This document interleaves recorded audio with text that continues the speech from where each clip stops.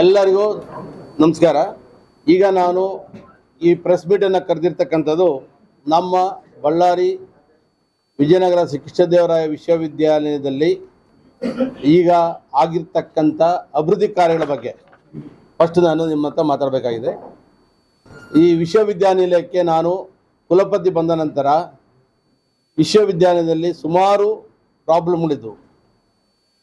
Hostel problems ಇದ್ವು. ಮಕ್ಕಳು ಅಲ್ಲಿಂದ ಈ ಕ್ಯಾಂಪಸ್ ಬರಬೇಕಾದ್ರೆ ಸುಮಾರು 1.25 ಕಿಲೋಮೀಟ್ರ್ ನಡ್ಕೊಂಡು ಬರಬೇಕಾಯ್ತು ಬಿಸಿಲಲ್ಲಿ. ಅದನ್ನು ಮನಗಂಡು ಒಂದು CSR ಫಂಡಲ್ಲಿ 2 ಬಗ್ಗೀಸ್ಗಳನ್ನು ಬಿಟ್ಟಿದ್ದೀನಿ. ಯಾಕಂದರೆ ಹೆಣ್ಮಕ್ಳು ಆ ಕಡೆಯಿಂದ ಬಂದು ಡಿಪಾರ್ಟ್ಮೆಂಟ್ಗೆ ಹೋಗೋಕ್ಕಾಗಲ್ಲ ಅಂತಂದ್ಬಿಟ್ಟು 2 ಬಗ್ಗೀಸನ್ನು ಬಿಟ್ಟಿದ್ದೀನಿ. ಆಮೇಲೆ ಮಕ್ಕಳಿಗೆ ಇಲ್ಲಿನ ಕ್ಯಾಂಟೀನ್ ಸೌಕರ್ಯ ಇಲ್ಲ. ಮಕ್ಕಳಿಗೆ ಊಟ ಮಾಡೋಕ್ಕೆ, ಮಧ್ಯಾಹ್ನ ಊಟ ಮಾಡೋದಕ್ಕೆ ಅವರಿಗೆ ಭಾಳ ತೊಂದರೆ ಆಗ್ತಾಯಿತ್ತು. ಅದರಿಂದ ಇಲ್ಲಿ ನಮ್ಮ ರಿಜಿಸ್ಟ್ರಾರ್ ವ್ಯಾಲ್ಯೂಷನ್ ಪಕ್ಕದಲ್ಲಿ ಒಂದು ಕ್ಯಾಂಟೀನನ್ನು ಅಭಿವೃದ್ಧಿಪಡಿಸಿದ್ದೀನಿ. ಆಮೇಲೆ ಮಕ್ಕಳಿಗೆ, ಹೆಣ್ಮಕ್ಳಿಗೆ ಮತ್ತು ಗಂಡು ಮಕ್ಕಳಿಗೆ ಜಿಮ್ಗಳನ್ನು 2 ಜಿಮ್ಮನ್ನು ಹಾಕ್ಸಿದ್ದೀನಿ. ಮತ್ತು KMRCಯಿಂದ ನಮಗೆ 23 ಕೋಟಿ ದುಡ್ಡು ಬಂದಿದೆ. ಆ ದುಡ್ಡಿನಿಂದ KMRC ಮುಖಾಂತರನೇ ನಮಗೆ 3 ಬಿಲ್ಡಿಂಗನ್ನು, ಒಂದು ಮಲ್ಟಿ ಯುಟಿಲಿಟಿ ಬಿಲ್ಡಿಂಗ್ ಅಂದರೆ ಅಲ್ಲಿ ಬ್ಯಾಂಕು ಮತ್ತು ಹಾಸ್ಪಿಟಲು ಮತ್ತು ಮಕ್ಕಳಿಗೆ ಜೆರಾಕ್ಸ್ ಮಿಷಿನು ಮತ್ತು ಮಕ್ಕಳಿಗೆ ಏನಾದರೂ ಸ್ನ್ಯಾಕ್ಸ್ ಬೇಕಾದರೆ ಹೋಗಿ ತಗೊಳ್ಳೋಂಥ ಇದನ್ನು ಮಕ್ಕಳಿಗೆ ಅಲ್ಲೇ ಮತ್ತು ಬ್ಯಾಂಕು ಮತ್ತು ಒಂದು ATM ಈ ಸೌಕರ್ಯ ಸಿಕ್ಕಲಿ ಅಂತಂದ್ಬಿಟ್ಟು ಒಂದು ಮಲ್ಟಿ ಯುಟಿಲಿಟಿ ಕಾಂಪ್ಲೆಕ್ಸ್ ಅಂತ ಬಿಲ್ಡಿಂಗ್ ಅಂತ ಒಂದನ್ನು ಕಟ್ಟಿದ್ದೀನಿ, ಬರ್ತಾಯಿದೆ. ಆಮೇಲೆ 2ನೇದು ಸೋಷಿಯಲ್ ಸೈನ್ಸ್ ಬ್ಲಾಕ್. ಇಲ್ಲಿ ಸೋಷಿಯಲ್ ಸೈನ್ಸ್ಗೆ ಡಿಪಾರ್ಟ್ಮೆಂಟ್ ಇರಲಿಲ್ಲ. ಅದರಿಂದ ಅಲ್ಲಿ ಒಂದು ಬಿಲ್ಡಿಂಗನ್ನು ಸೋಷಿಯಲ್ ಸೈನ್ಸ್ ಬ್ಲಾಕ್ ಅಂತ ಒಂದು ಬಿಲ್ಡಿಂಗ್ ಮಾಡ್ತಾಯಿದ್ದೀನಿ. ಮತ್ತು computer science and mathematics block ಅಂತ ಒಂದು ಬಿಲ್ಡಿಂಗ್ ಬರ್ತಾಯಿದೆ. ಇದು 3 ಬಿಲ್ಡಿಂಗು KMRCಯಿಂದ ಬಂದಿರತಕ್ಕಂಥ ಹಣದಿಂದ ಕಟ್ತಾ ಇದ್ದೀನಿ. ಮತ್ತು KMRCನಲ್ಲಿ ಮತ್ತೆ 1,88 ಲಕ್ಷ ರೂಪಾಯಿ ಬಂದಿದೆ. ಅದು ನಮ್ಮ ಕ್ಯಾಂಪಸ್ಸಲ್ಲಿ ರೋಡ್ ಇಲ್ಲ, ತಮಗೆಲ್ಲ ಗೊತ್ತಿದೆ. ಓಡಾಡ್ತಾ ಇದ್ದರೆ ನೆಲದ ಮೇಲೆ ಇದು ಅರ್ಧ ಅಡಿ ಕೆಳಗಡೆ ಹೋಗುತ್ತೆ ಕಾಲುಗಳು. ಅದಕ್ಕಿಂತ ರೋಡನ್ನು ಮಾಡಿಸೋದಕ್ಕಾಗಿ ಆ ರೋಡ್ ಈಗ BT ರೋಡ್ ಸ್ಟಾರ್ಟ್ ಆಗ್ತಿದೆ. ಇದು ನನ್ನ ಈಗ. ಆಮೇಲೆ ಘನವಿತ್ತ ರಾಜ್ಯಪಾಲರು 42 ಕೋಟಿ ದುಡ್ಡನ್ನು ಕೊಟ್ಟಿದ್ದಾರೆ. ಅದರ ರೂಪರೇಷೆಗಳನ್ನು ಎಲ್ಲಿ ಏನೇನು ಮಾಡಬೇಕು, ಎಂಟೈರ್ ಕ್ಯಾಂಪಸ್ಸು ಸೋಲಾರ್ ಸಿಸ್ಟಮ್ ಆದರೆ ನಮಗೆ ಒಂದು ವರ್ಷಕ್ಕೆ ಅಟ್ಲೀಸ್ಟ್ 36 ಲಕ್ಷದಿಂದ 40 ಲಕ್ಷ ರೂಪಾಯಿ ದುಡ್ಡು ಉಳಿತು, ಕಂಪ್ಲೀಟ್ ಸೋಲಾರ್. ಈ ದುಡ್ಡು ಯಾರಿಗೆ ಬರುತ್ತೆ ಅಂದರೆ ನಮ್ಮ ವಿಶ್ವವಿದ್ಯಾಲಯಕ್ಕೆ ಉಳಿತದೆ. 36 ಲಕ್ಷ ರೂಪಾಯಿ ನಮ್ಮ ವಿಶ್ವವಿದ್ಯಾಲಯಕ್ಕೆ ಉಳಿತದೆ, ನಾವೇನು ಕಟ್ಟಂಗಿರಲ್ಲ. ಮತ್ತು ಎಕ್ಸಸ್ಸು ಪ್ರೊಡ್ಯೂಸ್ ಆದರೆ ನಾವು ಬೆಸ್ಕಾಮ್ಗೆ ಅದನ್ನು ಸೇಲ್ ಮಾಡ್ಬೋದು. ಮತ್ತು ಎಲ್ಲ ಕ್ಲಾಸ್ ರೂಮ್ಗಳನ್ನು, ನಿಯರ್ಲಿ 42 ಕ್ಲಾಸ್ ರೂಮ್ಗಳು ಫಸ್ಟು ಕರ್ನಾಟಕದಲ್ಲಿ, ಅದು ಹೈದರಾಬಾದ್ ಕರ್ನಾಟಕದಲ್ಲಿ ನಮ್ಮ ವಿಶ್ವವಿದ್ಯಾನಿಲಯದಲ್ಲಿ ಸ್ಮಾರ್ಟ್ ಕ್ಲಾಸ್ ರೂಮ್ಸ್, ಮಕ್ಕಳಿಗೆ ವಿತ್ AC ಮತ್ತು ಆಡಿಯೋ ವಿಡಿಯೋ. ಮಕ್ಕಳು ಇವತ್ತು ಯಾರೋ ಕ್ಲಾಸ್ ಬಂದಿಲ್ಲ ಅಂದರೆ ಅದು ರೆಕಾರ್ಡ್ ಇರ್ತದೆ, ನಾಳೆ ಬೆಳಗ್ಗೆ ಬಂದು ರೆಕಾರ್ಡ್ ಹಾಕಿ ಕೇಳಬೇಕಾಗಿದೆ ಅದನ್ನು. ಮತ್ತು ಒಂದು ಒಳ್ಳೆ ಶುಚಿತವಾದ ಒಂದು ಆಡಿಟೋರಿಯಮನ್ನು ಮಾಡಬೇಕು ಅಂತ ಪ್ರಯತ್ನಪಟ್ಟಿದ್ದೀನಿ. ಅದು ಕೂಡ ಆಗ್ತಾಯಿದೆ. ಈಗೆಲ್ಲ ಆನ್ ದಿ ಪೈಪ್ಲೈನ್ ಅನ್ನೋದ್ರ ಒಂದು 6 ತಿಂಗಳಲ್ಲಿ ಈ ಕೆಲಸ ಆಗಬೇಕು ಅಂತ ಒಂದಿದೆ. ಮತ್ತು ನನ್ನ ಒಂದು ಹೊಸ ಈಗ ನ್ಯೂ ಏಜ್ ಏರಿಯಾಸ್, ಮೊನ್ನೆ ನಮ್ಮ ಬೆಂಗಳೂರಲ್ಲಿ 15-16 ನಮ್ಮ ಘನವಿತ್ತ ವಿದ್ಯಾಮಂತ್ರಿಗಳಿಂದ ಡಾಕ್ಟರ್ MC ಸುಧಾಕರ್ ಅವರ ನೇತೃತ್ವದಲ್ಲಿ ಕ್ಯಾಂಪಸ್ ಟು ಕ್ಯಾರಿಯರ್ ಅಂತ ಒಂದು ಪ್ರೋಗ್ರಾಮ್ ಆಯಿತು. ಆ ಪ್ರೋಗ್ರಾಮ್ನಲ್ಲಿ ನೋಡಿದಾಗ ಅಲ್ಲಿ ಯಾವುದೇ ಒಂದು BA, BSc, BCom, MA, MSc, MCom ಇಟ್ಕೊಂಡಿಲ್ಲ. Everything skill based, employable based, employ creators, seekers ಇಲ್ಲ. ಅಲ್ಲಿ ಎಂಪ್ಲಾಯ್ ಕ್ರಿಯೇಟರ್ಸ್ನ ಕ್ರಿಯೇಟ್ ಮಾಡೋಕ್ಕಂಥ ಒಂದು ಒಳ್ಳೆ ಸೆಮಿನಾರ್ ನಡೆದು ಸುಮಾರು 15 ಸೆಷನ್ನು ಒಳ್ಳೊಳ್ಳೆ ಇಂಡಸ್ಟ್ರಿ ಕಡೆಯಿಂದ ಒಳ್ಳೊಳ್ಳೆ ಎಜುಕೇಷನಿಸ್ಟ್ ಬಂದು ಮಾತಾಡಿದ್ದಾರೆ. ಅದರ ಪ್ರಕಾರ ಅದನ್ನು ನಾನು ಫಸ್ಟು ನನ್ನ ಒಂದು ಪ್ರಿಯಾರಿಟಿ ನನ್ನ ಟೆನ್ಯೂರ್ನಲ್ಲಿ ಅಟ್ಲೀಸ್ಟ್ ಅದರಲ್ಲಿ ಒಂದು 30% ಆದರೂ ಈ ಹೈದರಾಬಾದ್ ಕರ್ನಾಟಕ ಮಕ್ಕಳಿಗೆ ಕೊಡಬೇಕು ಅಂತ ನನ್ನ ಅನಿಸಿಕೆ. ಆದರೆ ಅದಕ್ಕಾಗಿಯೇ ನಾನು ಈ ವರ್ಷ ಹೊಸ ಕೋರ್ಸ್ಗಳನ್ನು, ನ್ಯೂ ಏಜ್ ಕೋರ್ಸ್ಗಳನ್ನು ಕೊಟ್ಟಿದ್ದೀನಿ. BCom finance and accounting, BCom business analytics, BCom fintech, BBA logistic and supply chain management, BBA logistic supply chain management, BBA entrepreneurship. ಕೊಡ್ತೀನಿ, ಕಾಪಿ ಕೊಡ್ತಿರೋದು. BSc food technology, BSc psychology, MSc physics in medical physics ಅಂತ ಮಾಡ್ತಾ ಇದ್ದೀನಿ. ಯಾಕಂದರೆ medical physics sir ಏನು sir, medical physics ಅಂದರೆ ಏನು sir ಅಂತ ನೀವು ನನ್ನ ಕೇಳ್ಬೋದು. ಮೆಡಿಕಲ್ ಫಿಸಿಕ್ಸ್ ಅಂದರೆ ರೇಡಿಯಾಲಜಿ. ಇದು ಏನಾಗಿದೆ, ರೇಡಿಯಾಲಜಿ ಏನಾಗ್ತದೆ ಇವತ್ತು, ಏನಾಗ್ತದೆ ಕ್ಯಾನ್ಸರ್ ಬಂದಿರೋ ಪೇಷಂಟ್ಗೆ ನೀವು ಇದು ಕೊಡಬೇಕು ರೇಡಿಯೋ ಥೆರಪಿ ಮಾಡಬೇಕು. ಆ ರೇಡಿಯೋ ಥೆರಪಿನಿಂದ ಅವನ ಬೇರೆ ಸೆಲ್ಸ್ಗೂ ಎಫೆಕ್ಟ್ ಆಗ್ತದೆ. ಈ ಮೆಡಿಕಲ್ ಫಿಸಿಕ್ಸ್ ಅಂತ ಮಾಡಿದ್ರೆ ಹುಡುಗ, ಅವನು ಡೈರೆಕ್ಟಾಗಿ ಅದರ ಟ್ರೈನಿಂಗ್ ಆದರೆ 4 ವರ್ಷ ಟ್ರೈನಿಂಗ್ ಆದರೆ ಆ ಹುಡುಗ ಡೈರೆಕ್ಟಾಗಿ ಎಲ್ಲಿ ಕ್ಯಾನ್ಸರ್ ಎಫೆಕ್ಟ್ ಆಗಿದೆಯೋ ಆ ಎಫೆಕ್ಟ್ ಏರಿಯಾಗೆ ನಾವು ಇಂಜೆಕ್ಷನ್ ಕೊಡ್ತಾನೆ. ಆವಾಗ ಬೇರೆ ಸೆಲ್ಸ್ಗೆ ಏನು ಎಫೆಕ್ಟ್ ಆಗಲ್ಲ ಅನ್ನೋ ಒಂದು ಕಾನ್ಸೆಪ್ಟ್ ಮೇಲೆ ಇದು ನಾರ್ತಲ್ಲಿ 3 ಕಡೆ ಇದೆ. ಇನ್ನು ಆಮೇಲೆ ಇಲ್ಲಿ ಮಂಗಳೂರಲ್ಲಿ ಸ್ಟಾರ್ಟ್ ಆಗಿದೆ. ಈಗ ನಾವು ಅದನ್ನು ನಮ್ಮ ಬಳ್ಳಾರಿ ಯೂನಿವರ್ಸಿಟಿಯಲ್ಲಿ ಸ್ಟಾರ್ಟ್ ಮಾಡಬೇಕು ಅಂತ ಒಂದು ಇಂಟೆನ್ಷನ್ ಇದೆ. ಇದು ನನ್ನ ಒಂದು ಕನಸು. ಈಗ ಮತ್ತೆ ನಾನು ಸರ್ಕಾರದಲ್ಲಿ ಸುಮಾರು 80 ಕೋಟಿಗಳಷ್ಟು ದುಡ್ಡನ್ನು ಕೇಳಿದ್ದೀನಿ. ಯಾಕಂದರೆ ನಮಗೆ ಫೀಲ್ಡ್ ಇಲ್ಲ ಮಕ್ಕಳಿಗೆ. ನಿಮಗೆಲ್ಲ ಗೊತ್ತಿದೆ, ಯಾರೇ ಒಂದು ಆಟ ಆಡಬೇಕು, ಒಂದು ಸ್ವಿಮ್ಮಿಂಗ್ ಪೂಲ್ ಇಲ್ಲ, ಒಂದು ಕಬಡ್ಡಿ ಇದಿಲ್ಲ, ಒಂದು ರನ್ನಿಂಗ್ ರೇಸ್ ಇಲ್ಲ, ಏನಿಲ್ಲ. ಅದರಿಂದ ಅದಕ್ಕಾಗಿ ಸರ್ಕಾರದಿಂದ ಹೋಗಿ ಸರ್ಕಾರದಲ್ಲಿ ಹೊಡೆದಾಡಿ ಈಗ ಅದು ಮೋಸ್ಟ್ಲಿ ನಮಗೆ ಆಗ್ಬೋದು ಅಂದ್ಕೊಂಡಿದ್ದೀನಿ. ಅದೊಂದು ಬಂದರೆ ನಮ್ಮ ಸುಚಿತವಾದ ಒಂದು ಕ್ರೀಡಾಂಗಣವನ್ನು ಮಾಡಬೇಕು ಅಂತ ಒಂದು ಇಂಟೆನ್ಷನ್ ಇತ್ತು ನನಗೆ.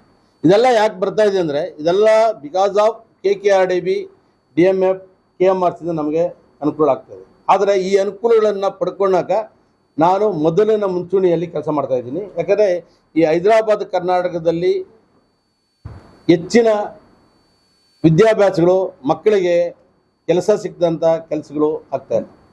ಅದಕ್ಕೆ ನನ್ನ ಒಂದು ಈಗ ನಿಮ್ಮ ಕಮ್ಯುನಿಕೇಷನ್, ನಿಮ್ಮ ಫ್ರೆಂಡ್ಸ್ ಸುಮಾರು ಜನ ಕೇಳಿದ್ರು, ಸರ್ ಒಂದು ಸರಿಯಾದ ಸ್ಟುಡಿಯೋ ಇಲ್ಲ, ಯಾರು ಬರ್ತಾರೆ ಮಕ್ಕಳು ಓದೋಕ್ಕೆ, ಒಂದು ಕ್ಯಾಮ್ರಾ ಇಲ್ಲ. ಈಗ ಅದಕ್ಕೆ ಮೊನ್ನೆ ಒಂದು 4.5 ಲಕ್ಷ ರೂಪಾಯಿ ಖರ್ಚು ಮಾಡಿ ಒಂದು ಕ್ಯಾಮ್ರಾ, ಒಂದು ಡ್ರೋನ್ ಎಲ್ಲ ಕೊಡಿಸಿದ್ವಿ ನಾವು. ಏನೋ ಕಮ್ಯುನಿಕೇಷನ್ ಪಾಠ ಮಾಡೋರು ಕೂಡ ಇಲ್ಲ. ಅಲ್ಲಲ್ಲ, ನೀವು ಹೇಳ್ತಕ್ಕಂಥ ನಾವು ಅಕ್ಸೆಪ್ಟೆಡ್. ಬಟ್ ಏನಾಗಿದೆ, ಅಲ್ಲಿ ಪಾಠಗಳು ಕರೆಕ್ಟಾಗಿ ನಡೀತಾ ಇಲ್ಲ ಮಕ್ಕಳಿಗೆ.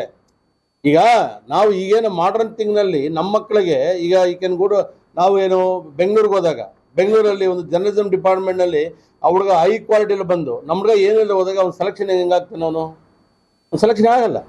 ಬಟ್ ಅವನಿಗೆ ಸೆಲೆಕ್ಷನ್ ಗೌರ್ಮೆಂಟ್ ಜಾಬ್ ಬಿಡಿ, ಗೌರ್ಮೆಂಟ್ ಜಾಬ್ ಮರಿಚಿಕ್ಕೆ ಎಲ್ಲರಿಗೂ ಗೌರ್ಮೆಂಟ್ ಜಾಬ್ ಸಿಕ್ಕುತ್ತಾನೆ. ಅವನು ಇಂಡಿವಿಜುವಲ್ ಆಗಿ ಒಂದು ಕೆಲಸ ಮಾಡುವಂಥ ಕೆಪಾಸಿಟಿಗೆ ನಾವು ಹುಡುಗನ್ನ ತಯಾರು ಮಾಡಬೇಕಾಗಿದೆ. ಅವನೇ ಒಂದು ಎಂಪ್ಲಾಯಬಲ್ ಕ್ರಿಯೇಟ್ ಮಾಡುವಂಥ ವಿದ್ಯಾರ್ಥಿನ ನಾವು ಅವನ್ನ ಕ್ರಿಯೇಟ್ ಮಾಡಬೇಕಾಗಿದೆ. ಅದರಿಂದ ನನಗೆ ಇದೊಂದು ಭಾಳ ಆಸೆ ಇದೆ. ಒಂದು ಒಳ್ಳೆ ಸುಚಿತವಾದ ಒಂದು ಕಮ್ಯುನಿಕೇಷನ್ ಡಿಪಾರ್ಟ್ಮೆಂಟನ್ನು ಕಟ್ಟಬೇಕು ಅಂತ ಒಂದು ಇದಿದೆ.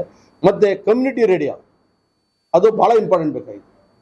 ಅದನ್ನು ಇದು ಮೇಲೆಗಡೆ ಮಾಡಬೇಕು ಅಂತ ಒಂದು ಪ್ಲ್ಯಾನ್ ಮಾಡಿದ್ದೀನಿ. ನನಗೆ ಭಾಳ ಆಸೆ ಇದೆ. ನನಗೆ ಕೆಲಸ ಮಾಡಬೇಕು ಅಂದಾಗ ಅದಕ್ಕೆಲ್ಲ ನಿಮ್ಮೆಲ್ಲ ಸಹಕಾರ ಬೇಕಾಗಿದೆ. ನಿಮ್ಮ ಸಹಕಾರ ಒಂದು ಇದ್ದರೆ ನಾನು ಈ ವಿಶ್ವವಿದ್ಯಾಲಯದಲ್ಲಿ ಒಳ್ಳೆಯ ಕೆಲಸ ಮಾಡೋಕ್ಕೆ ಪ್ರಯತ್ನ ಪಡ್ತಾ ಇದ್ದೀನಿ. ಇದೇ ರೀತಿಯಲ್ಲಿ ಈ ಕಂಪ್ಯೂಟರ್ ಇದು ನಂದಿಹಳ್ಳಿ, ಆಮೇಲೆ 180 ಕಂಪ್ಯೂಟರ್ ಈ ಕ್ಯಾಂಪಸಲ್ಲಿ ಕಂಪ್ಯೂಟರ್ಗಳೇ ಇರಲ್ಲ ಮಕ್ಕಳಿಗೆ ಪಾಠ ಕೇಳೋಕ್ಕೆ. ಈಗ ಕಂಪ್ಯೂಟರ್ 180 ಕಂಪ್ಯೂಟರ್ ತರಿಸಿದ್ದೀನಿ. 180 ಕಂಪ್ಯೂಟರ್ಗಳಲ್ಲಿ ಈಗ 4 ಡಿಪಾರ್ಟ್ಮೆಂಟ್ಗಳಿದೆ. Commerce, management, MCA, MSc computer science, mathematics ಅಂದರೆ ಜರ್ನಲಿಸಮ್ ಕೂಡ 5 ಕಂಪ್ಯೂಟರ್ಸ್ ಕೊಟ್ಟಿದ್ದೀನಿ. ಜರ್ನಲಿಸಮ್ ಕೂಡ 5 ಕಂಪ್ಯೂಟರ್ ಕೊಟ್ಟಿದ್ದೀನಿ. ಇನ್ನೂ ಒಂದು 200 ಕಂಪ್ಯೂಟರ್ಸ್ ಈಗ ಬರ್ತಾ ಇದೆ.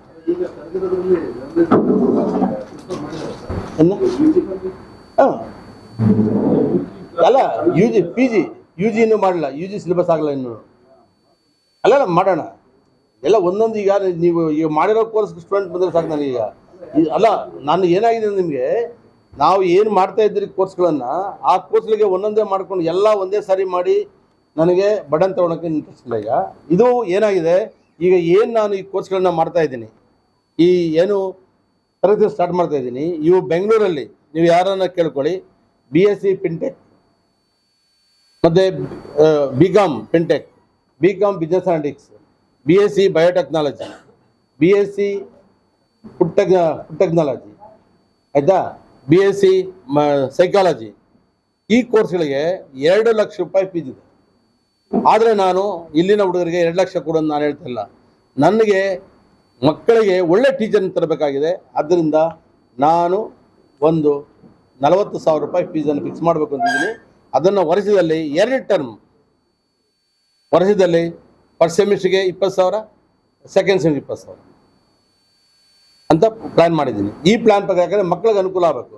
ಆದರೆ ಇದರಲ್ಲಿ ಏನಾದರೆ ವಾಟ್ ದ ಬ್ಯಾಕ್ವರ್ಡ್ ಸ್ಟೂಡೆಂಟ್ಸ್, ಈ ಲೇಬರರ್ ಮಕ್ಕಳು, ಆಟೋ ಮಕ್ಕಳು, ಕನ್ನಡ ಕಾರ್ಮಿಕರ ಮಕ್ಕಳು, ಅವರೆಲ್ಲ ಬಂದರೆ OBCಯಿಂದ SC STಯಿಂದ ಅವ್ರಿಗೆ ಫುಲ್ ಸ್ಕಾಲರ್ಶಿಪ್ ಸಿಗ್ತಾಯಿದೆ.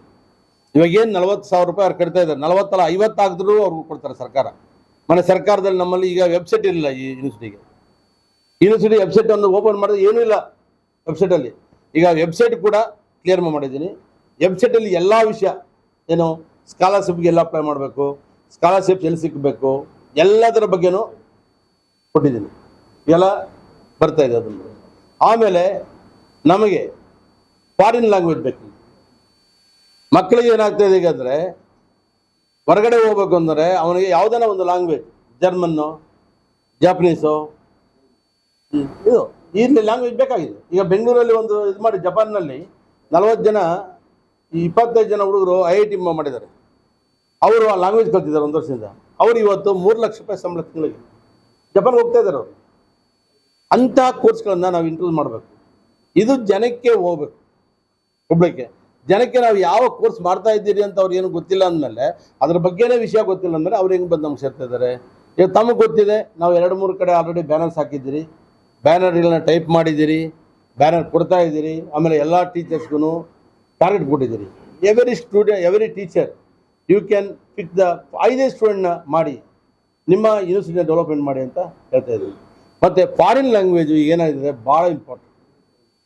ಈಗ ಫೈನಾನ್ಷಿಯಲ್ ಅನಾಲಿಟಿಕ್ಸ್ ಅಂತ ಬರ್ತಾ ಇದೆ, ನಿಮಗೆ 1.8 ಮಿಲಿಯನ್ ಜಾಬ್ಸ್ ಇದೆ. ನೆನ್ನೆ ಅವನು ಅವರ CEO ಮಾತಾಡಿದ್ರು, sir you can required for 1.8 million jobs is there on finance analytics. ಆದರೆ ಇಲ್ಲಿ ನಮ್ಮ ಹೈದರಾಬಾದ್ ಕರ್ನಾಟಕ ಮಕ್ಕಳಿಗೆ ಏನು ಸಿಗ್ತಾ ಇಲ್ಲ, ಯಾವುದೇ ರೀತಿಯ ಸವಲತ್ತು ಸಿಗ್ತಾ ಇಲ್ಲ. ಆದ್ದರಿಂದ ಈ ಥರ ಒಳ್ಳೆ ಕೋರ್ಸ್ಗಳನ್ನು ನಾನು ಕೊಡಬೇಕು ಅಂತ ನನಗೆ ಭಾಳ ಆಸೆ ಆಗಿದೆ. ಮತ್ತು ಈಗ ನಮಗೆ NMDC ಅವರು ಮುಖಾಂತರ ನಮ್ಮ DC ಸಾಹೇಬರು, ಜಿಲ್ಲಾಧಿಕಾರಿಗಳು 1.5 ಕೋರ್ಸ್ ಏನಾಗಿದೆ, ನಮಗೆ SC ST ಮಕ್ಕಳಿಗೆ ಅಡುಗೆ ಮಾಡೋದಕ್ಕೆ ಭಾಳ ತೊಂದರೆ ಆಗಿದೆ. ಅಡುಗೆ ಮಾಡಿ ಇದು ಮಾಡೋಣ ಅಂತ ಅದಕ್ಕೇನು ಮಾಡಿದ್ದೀನಿ, ಒಂದೇ ಸೂರಿನಡಿ ಎಲ್ಲ ಮಕ್ಕಳಿಗೂ ಒಂದೇ ಕಡೆ ಊಟ ಕೊಡೋದಕ್ಕೆ ಒಂದು ಡೈನಿಂಗ್ ಹಾಲನ್ನು ಕಟ್ತಾ ಇದ್ದೀನಿ. ಅವ್ರ ಮುಖಾಂತರ NMDC ಅವರೇ ಕಳಿಸ್ಕೊಡ್ತಾ ಇದ್ದಾರೆ. ಯಾಕಂದರೆ ಅದರಲ್ಲಿ ಒಂದು ಕಡೆ ಹೆಣ್ಣು ಮಕ್ಕಳು, ಒಂದು ಕಡೆ ಗಂಡು ಮಕ್ಕಳು ಊಟ ಮಾಡೋವಂಥದ್ರಲ್ಲಿ ಆಲ್ರೆಡಿ DC ಅವರು ಸ್ಯಾಂಕ್ಷನ್ ಮಾಡಿದ್ದಾರೆ. Most probably this month end ಇಲ್ಲ ನೆಕ್ಸ್ಟ್ ಮಂತ್ ಫಸ್ಟ್ ವೀಕು ಅಲ್ಲಿ ಇದು ಡೈನಿಂಗ್ ಹಾಲ್ ಸ್ಟಾರ್ಟ್ ಆಗುತ್ತೆ. ಡೈನಿಂಗ್ ಹಾಲ್ ಮಾಡಬೇಕು ಅಂತ. ಮತ್ತು ನನಗೆ ಇನ್ನೊಂದು ದೊಡ್ಡ ಆಕಾಂಕ್ಷೆ ಇದೆ. ಏನಿದೆ ಅಂದರೆ, ಇಲ್ಲಿನ ಮಕ್ಕಳಿಗೆ ಮಧ್ಯಾಹ್ನದ ಊಟಕ್ಕೆ ಎಲ್ಲ ಮಕ್ಕಳಿಗೂ, ನಮ್ಮಲ್ಲಿ ಬರ್ತಕ್ಕಂಥ ಎಲ್ಲ ಮಕ್ಕಳಿಗೂ ಒಂದು ಎಲ್ಲರೂ ದಾನಿಗಳನ್ನ ಒಂದಷ್ಟು ಎಣ್ಣೆ ಹಿಡಿದು ಒಂದಷ್ಟು ಅಕ್ಕಿ, ಬೇಳೆ, ಆಯಿಲು ಎಲ್ಲ ಕಂಟೆಂಟ್ ಮಾಡಿ ಒಂದು ಅದೇ ಹಾಲಲ್ಲೇ ಅಡುಗೆ ಮಾಡಿ ಮಧ್ಯಾಹ್ನ ಒಂದು ಏನು ಲೈಟ್ ಮಿಲ್, ಏನು ಮಧ್ಯಾಹ್ನದ ಒಂದು ವರ್ಕಿಂಗ್ ಲಂಚ್ ಕೊಡೋಣ. ಒಂದು ಏನು ಬಿಸಿಬೇಳೆ ಬಾತು, ಇಲ್ಲ ಪುಳಿಯೋಗರೆನೋ, ಇಲ್ಲ ವಾಂಗಿ ಬಾತು, ಏನೋ ಒಂಚೂರು ಕೊಟ್ಟರೆ ಮಕ್ಕಳು ಅವ್ರಿಗೂ ಖುಷಿ ಆಗುತ್ತೆ, ಬಂದು ಕ್ಲಾಸ್ ಅಟೆಂಡ್ ಆಗ್ತಾರೆ ಅನ್ನೋ ಒಂದು ಇಂಟೆನ್ಷನ್ ಇದೆ. ಆಮೇಲೆ ಮೂರನೇ ವಿಷಯ, ನಮ್ಮ ಅಂಬೇಡ್ಕರ್, ಡಾಕ್ಟರ್ ಬಾಬಾ ಸಾಹೇಬ್ ಅಂಬೇಡ್ಕರ್ ಅವರ ಹೆಸರಿನಲ್ಲಿ ಒಂದು ಸ್ಟಡಿ ಸೆಂಟರನ್ನು ಓಪನ್ ಮಾಡಿ ಅಲ್ಲಿ ಒಂದು 50 ಕಂಪ್ಯೂಟರ್ಗಳನ್ನು ಹಾಕಿ ಎಲ್ಲ ಮಕ್ಕಳಿಗೂ, ಯಾರ್ಯಾರು ಮಕ್ಕಳು ಬರ್ತಾರೋ ಅವ್ರಿಗೆ IAS, KS, civil service exams ಇದ್ರ ಬಗ್ಗೆ ಒಂದು ಕೋಚಿಂಗ್ ಕ್ಲಾಸಸ್ಸನ್ನು ಸ್ಟಾರ್ಟ್ ಮಾಡಬೇಕು ಅಂತ ಅದು ಕೂಡ ನನ್ನ ಮನಸ್ಸಲ್ಲಿದೆ. ಎಂಟೈರ್ ಲೈಬ್ರರಿನ ಡಿಜಿಟಲ್ ಲೈಬ್ರರಿ ಮಾಡಬೇಕು ಅಂತ ಒಂದು ಆಸೆ ಇದೆ.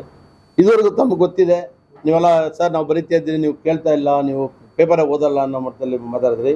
ಇದೇ ನಮ್ಮ ಎಕ್ಸಾಮಿನೇಷನ್ ಬ್ರಾಂಚ್ ನಾನು ಬರೋಕ್ಕೆ ಮುಂದೆ ಎಷ್ಟು ಅದರ ಪ್ರಾಬ್ಲಮ್ಸ್ ಇತ್ತು, ಅದ್ರಲ್ಲಿ ನಿಮ್ಗೆ ಗೊತ್ತಿದೆ. ಎಂಟೈರ್ ಪ್ರಾಬ್ಲಮ್ನ ಸಾಲ್ವ್ ಮಾಡಿದ್ದೀನಿ.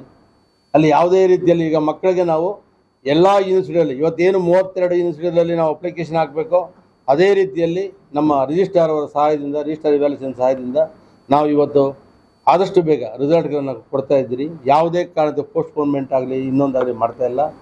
ಕೆಲವೊಂದು ತಪ್ಪುಗಳು ಬಂದಿವೆ ಮಾರ್ಕ್ಸ್ ಕಾರ್ಡ್ಗಳಲ್ಲಿ. ಏನು ಫೋಟೋ ಬದಲಾಗಿದೆ, ಟೋಟಲ್ ಮಿಸ್ಟೇಕ್ ಆಗಿದೆ. ಇದು ನಮ್ಮ ಇದಲ್ಲ, ಇದು UCMSನಿಂದ ತಪ್ಪಾಗಿರ್ತಕ್ಕಂಥದ್ದು. ಫೋಟೋ ಬದಲಾವಣೆ ಆಗ್ತಕ್ಕಂಥದ್ದು ಕಾಲೇಜಿಂದ ಬಂದಿರತಕ್ಕಂಥದ್ದು. ಕಾಲೇಜಿನಲ್ಲಿ ಅವರು ಕಾಲೇಜಿನಲ್ಲೇ ಫಾರಮ್ ಫಿಲ್ ಮಾಡಿ ಕಾಲೇಜಲ್ಲೇ ಫೋಟೋ ಹಾಕಿ ಕಳಿಸ್ತಕ್ಕಂಥ ವ್ಯವಸ್ಥೆ ಅದು. ನಾವಿಲ್ಲಿ ಯಾವುದನ್ನು ನಾವು ಚೇಂಜ್ ಮಾಡಲ್ಲ. ನಮ್ಮಲ್ಲಿ ಎಕ್ಸಾಮ್ ಫೀಸ್ ಮಾತ್ರ ನಾವು ಕಟ್ಸ್ಕೊತಾ ಇದ್ದೀರಿ, ಇದಾಗ್ತದೆ. ಆಮೇಲೆ 4ನೇ ವಿಷಯ, ನೀವೆಲ್ಲ ಏನು ಮಾಡಿದ್ರಿ ಸರ್, ನೀವು ಫೀಸ್ ಜಾಸ್ತಿ ಮಾಡಿದಿರಿ ಎಕ್ಸಾಮ್ ಫೀಸ್ ಅಂತ. ನಾವು ಯಾವುದೇ ಎಕ್ಸಾಮ್ ಫೀಸನ್ನು ಜಾಸ್ತಿ ಮಾಡಲಿಲ್ಲ, ಅಡ್ಮಿಷನ್ ಫೀಸನ್ನು ನಾವು ಜಾಸ್ತಿ ಮಾಡಲಿಲ್ಲ. ಮತ್ತು ಏನಾಗಿದೆ, ಈಗ degree certificate at A time of the student final ಇರಬೇಕಾದ್ರೆ ಫೀಸ್ ಕಟ್ಸ್ಕೊತಾ ಇದ್ದೀನಿ. ಯಾಕೆ ಕಟ್ಸ್ಕೊತಾ ಇದ್ದೀನಿ ಅಂತಂದು ನಿಮ್ಗೆ ಹೇಳ್ತಾ ಇದ್ದೀನಿ.